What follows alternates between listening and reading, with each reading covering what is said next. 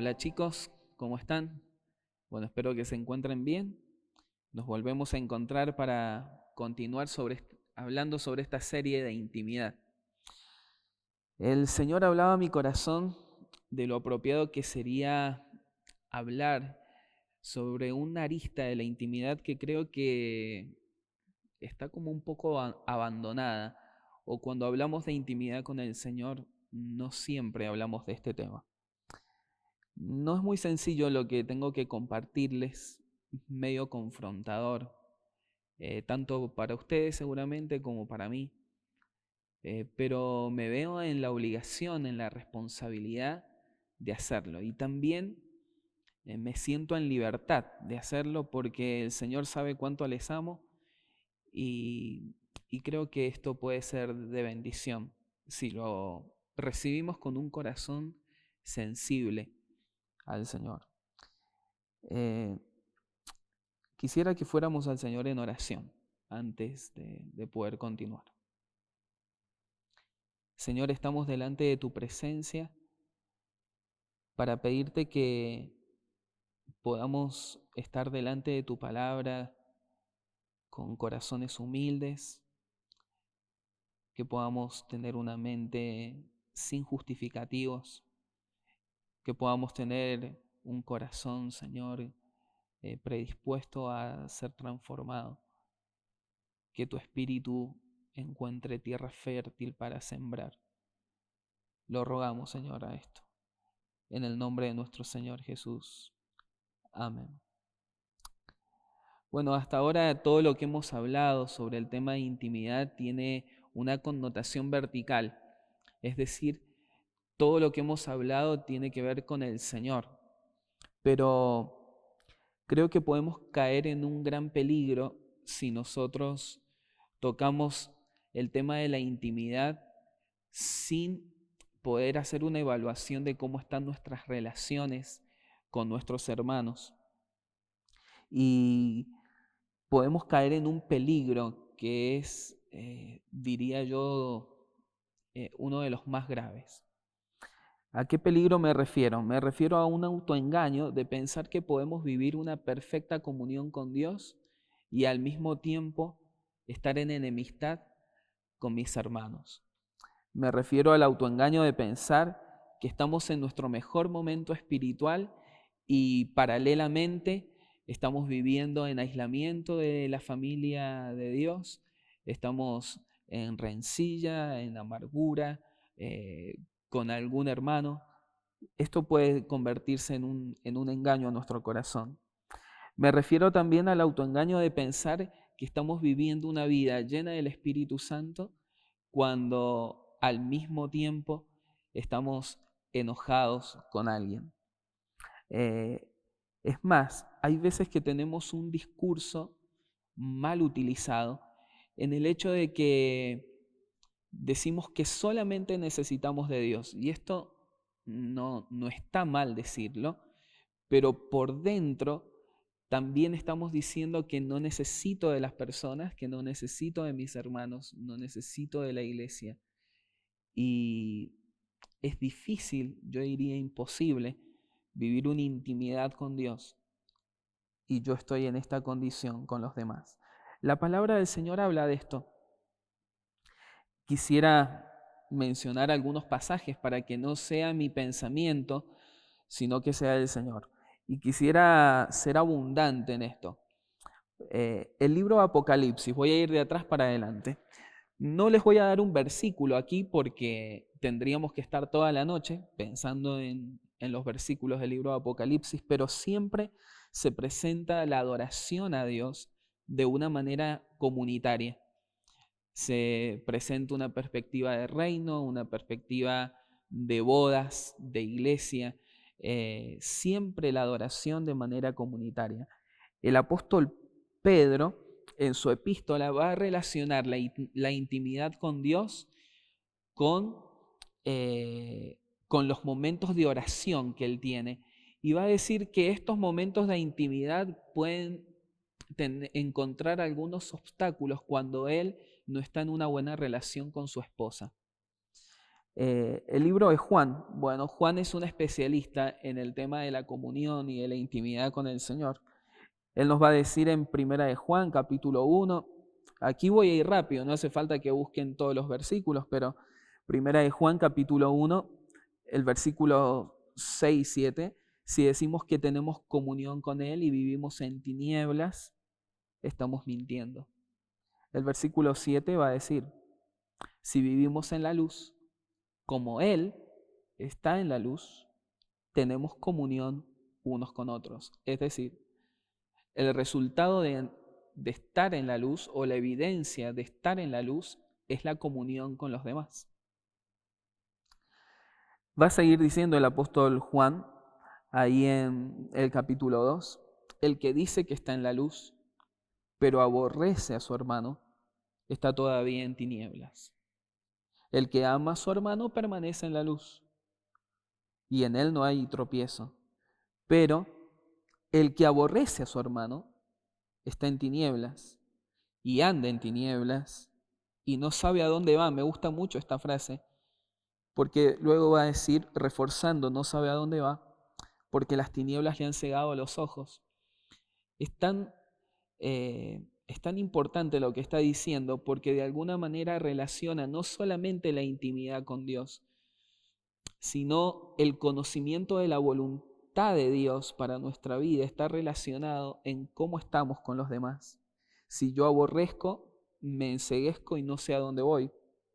Si yo estoy mal con mis hermanos, entonces no tengo una buena concepción del propósito de Dios para mi vida. Primera de Juan capítulo 2, versículo 3 también dice, en esto sabemos que hemos llegado a conocer a Dios si guardamos sus mandamientos. ¿Y cuál es el mandamiento? Bueno, él dice en el capítulo 4, y este es el mandamiento, que ustedes se amen los unos a los otros. ¿Cómo sabemos si hemos conocido a Dios verdaderamente? Lo sabemos por el amor que tenemos hacia nuestros hermanos. Porque no solamente el Señor está tratando acá el tema de nuestra comunión con Él, sino también en la evidencia de nuestra comunión con Él manifestada en cómo estamos entre nosotros. El libro de Efesios, el capítulo 4, va a hablar de que no debemos contristar al Espíritu. Y lo que va a decir desde el versículo 25 al 30, que todas las acciones deshonestas o de ira o de enojo, mentira, lo que sea, que nosotros le hacemos a nuestros hermanos, contristan al Espíritu.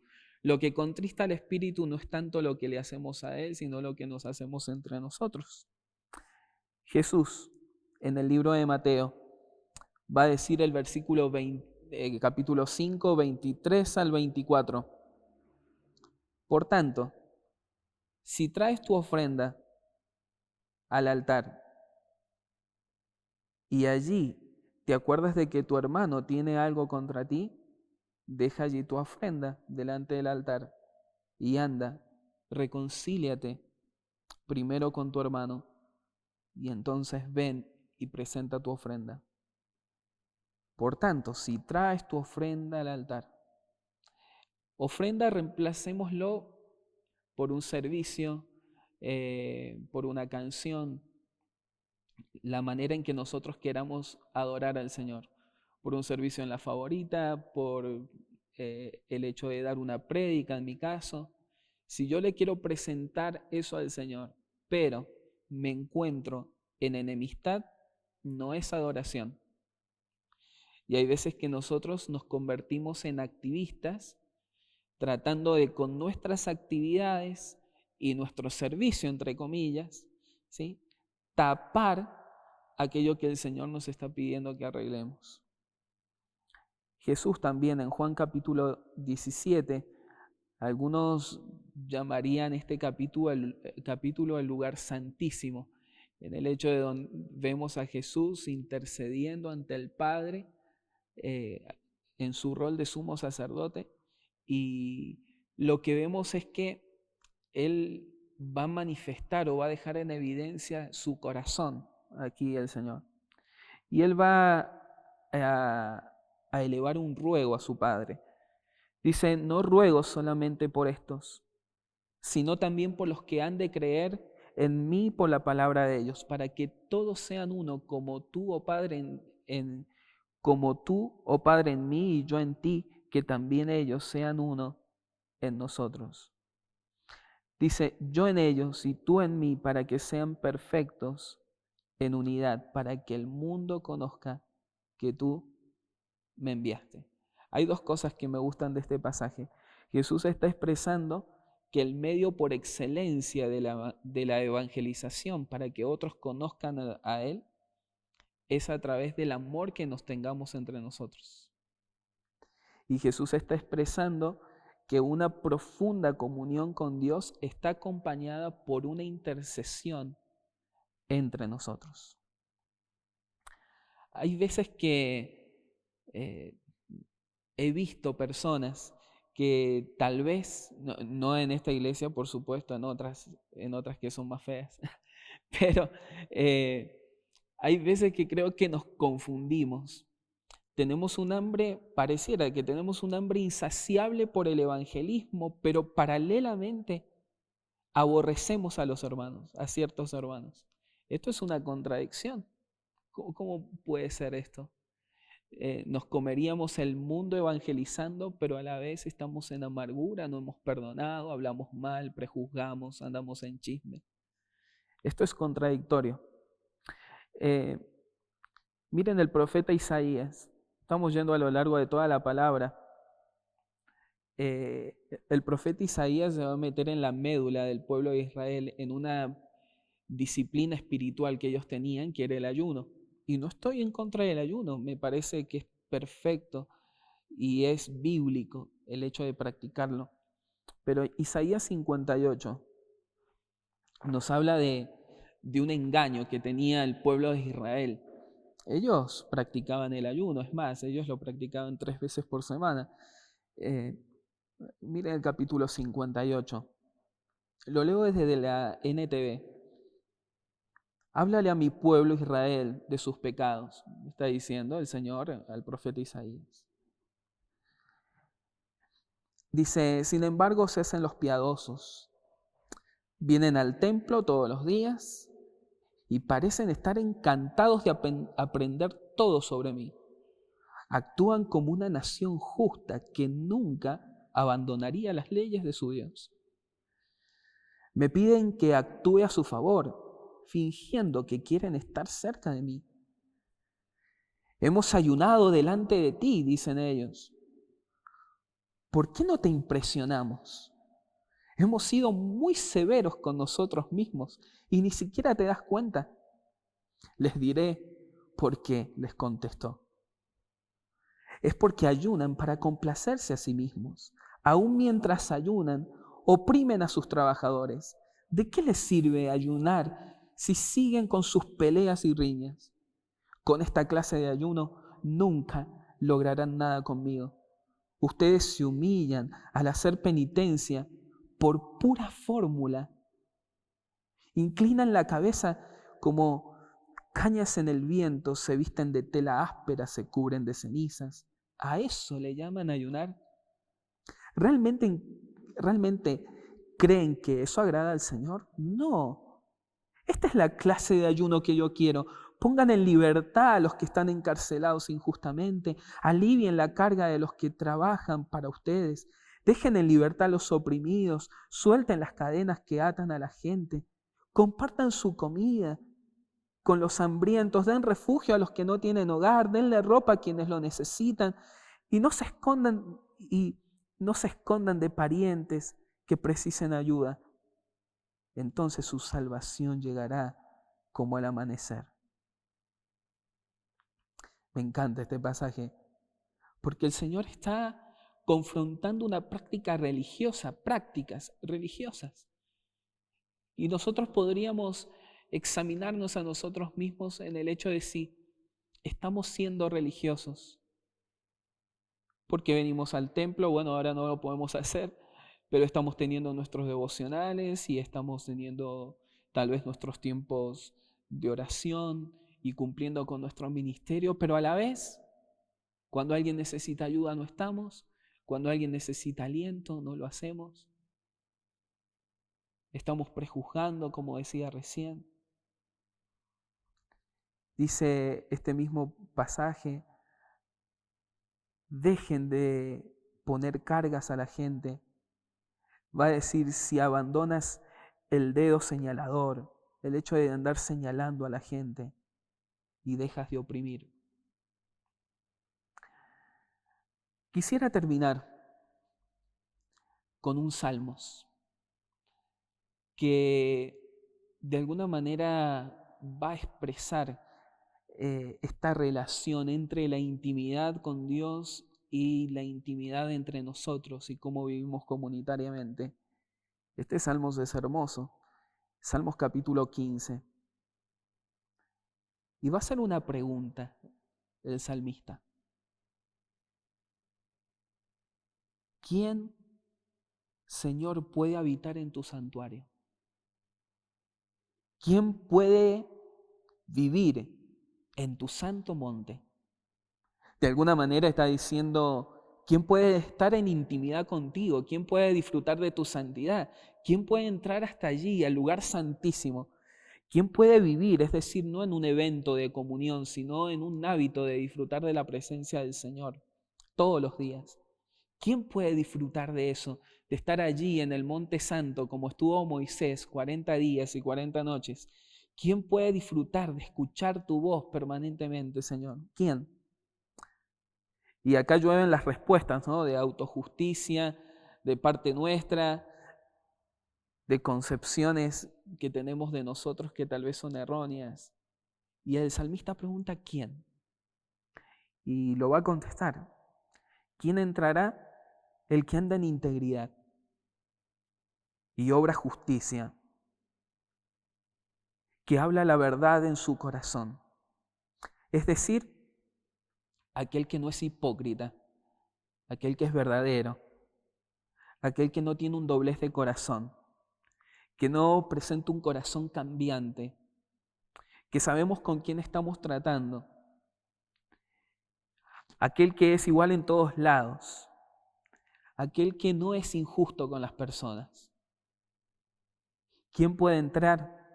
Aquel que habla verdad en su corazón. Esto me gusta porque meditaba en esta palabra y fíjense que dice que habla verdad no con otros, sino en su corazón.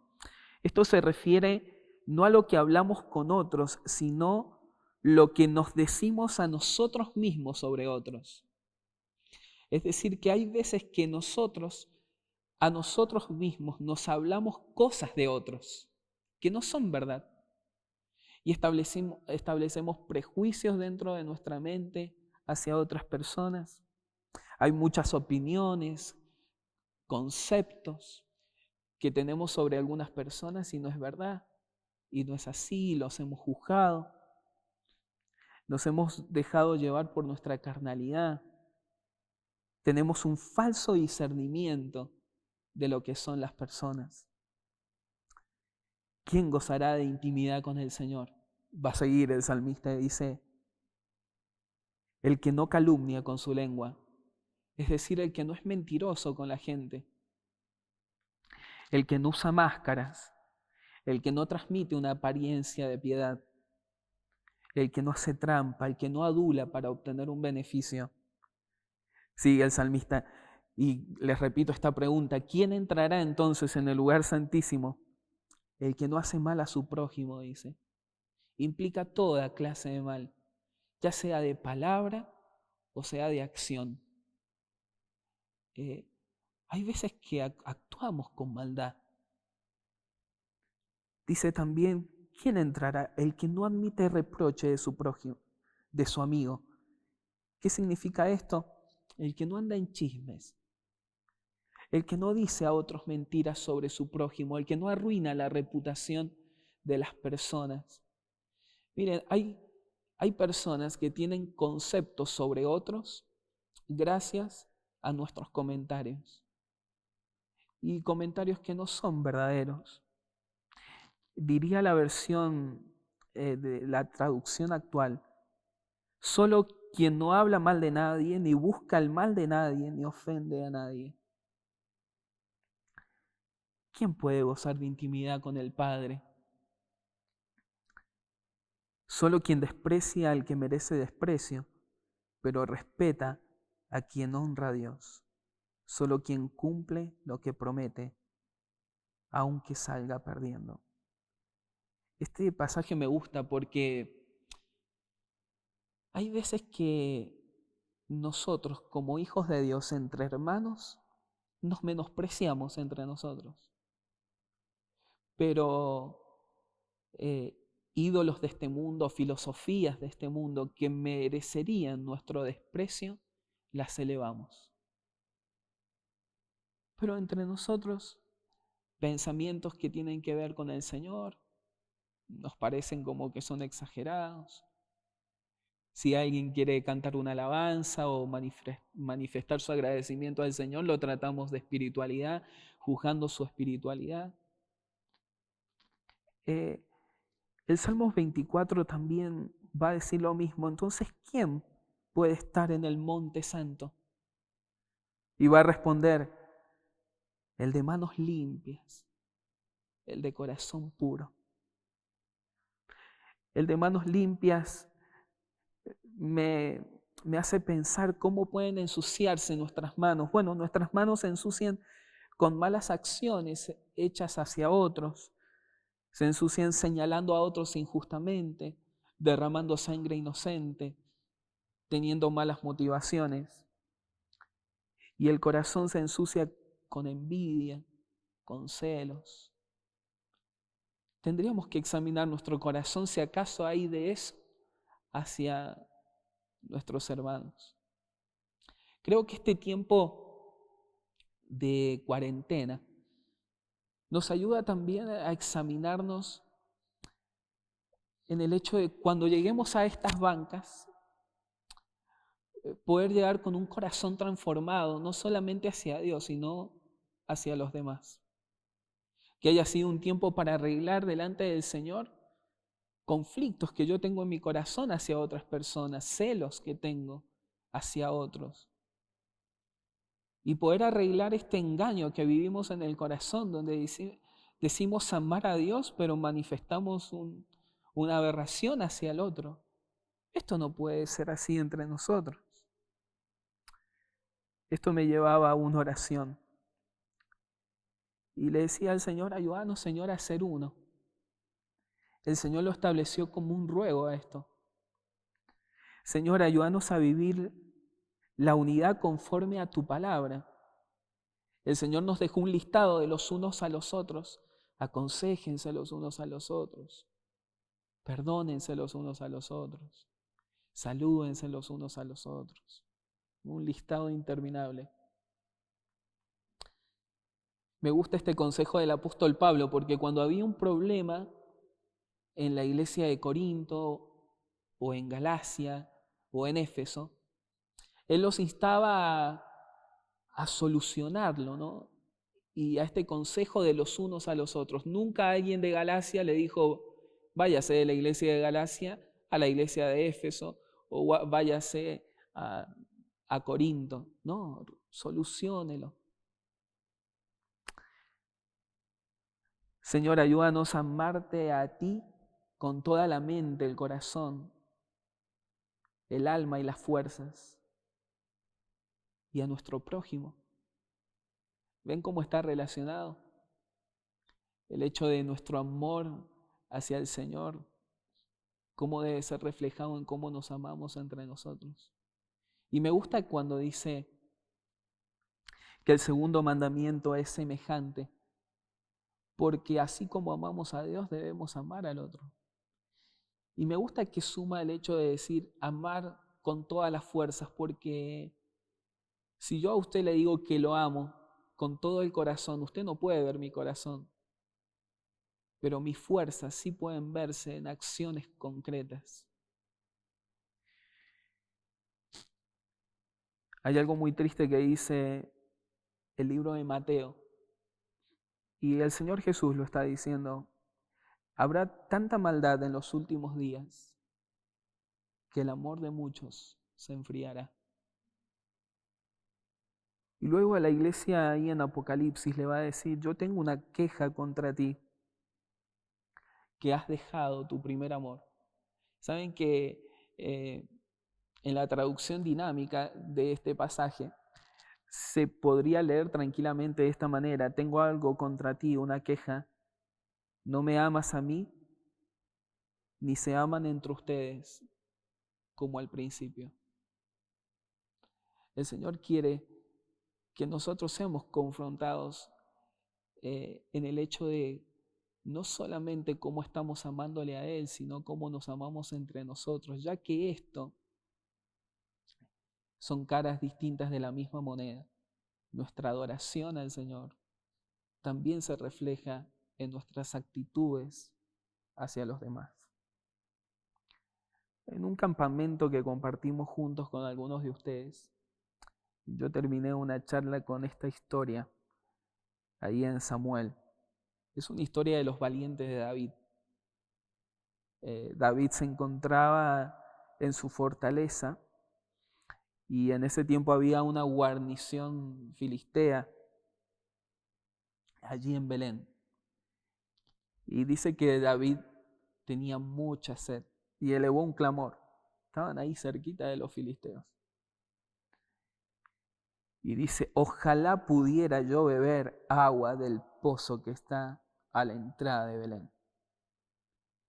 Lo dijo como un suspiro, no había pedido nada. Los tres valientes que no salen ni sus nombres eran sus amigos, sus hermanos. Se metieron en el campamento filisteo, sacaron el agua del pozo de Belén, se la llevaron a David. Y él no quiso beberla, dice que la derramó en honor al Señor y declaró solemnemente que el Señor me libre de beberlo. Eso sería como beber la sangre de estos hombres que se han jugado la vida por mí. Lo que hacen estos hombres es tremendo. Ellos sintieron el suspiro de David y ellos arriesgaron su vida para que este hombre bebiera agua. Qué bueno sería que entre nosotros nos rodeáramos como estos valientes rodearon a David. Hay jóvenes en medio de nosotros que están suspirando por un poco de agua y nosotros le llevamos vinagre. Hay gente que anda suspirando y simplemente pide una palabra de aliento, no un juicio. Hay gente que está suspirando por que alguien ore, simplemente que alguien le dedique una promesa del Señor. Es un poco de agua, es un poco de Jesús, de manifestar a Jesús a través de nuestras acciones. Yo seguía orando al Señor mientras leía este pasaje y le decía al Señor, perdónanos por tanta apatía, perdónanos por darnos de beber vinagre cuando hay tanta sed de amor, de misericordia, de gracia, de compasión. Perdónanos por tanta falta de perdón, tanta falta de verdadera comunión. Perdónanos, Señor, por el rencor, por no saber perdonar, por tanto juicio, por señalar tanto, por tanta falta de atención, por tantas máscaras, por tanto daño. Yo creo que cuando nosotros vemos esto y el Señor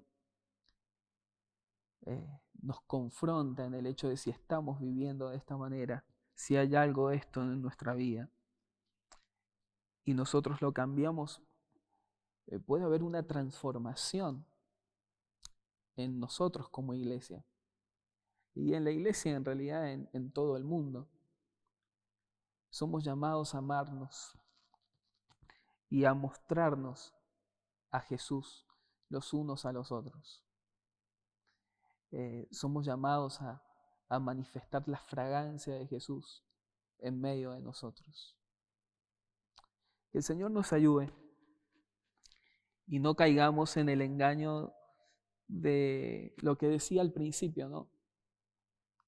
Pensar que estamos en el mejor momento de nuestras vidas con el Señor, pero a la vez no soporto a mis hermanos en la fe, personas que el Señor ha rescatado para que sean mis hermanos. Vamos a ir al Señor en oración para poder terminar con esta palabra. Examina, Señor, nuestra vida. Examina, Señor, si hay acaso restos de amargura, de juicio, de celos, de envidia. Si hay acaso algo contra alguien, Señor, que estamos guardando ahí en nuestro corazón.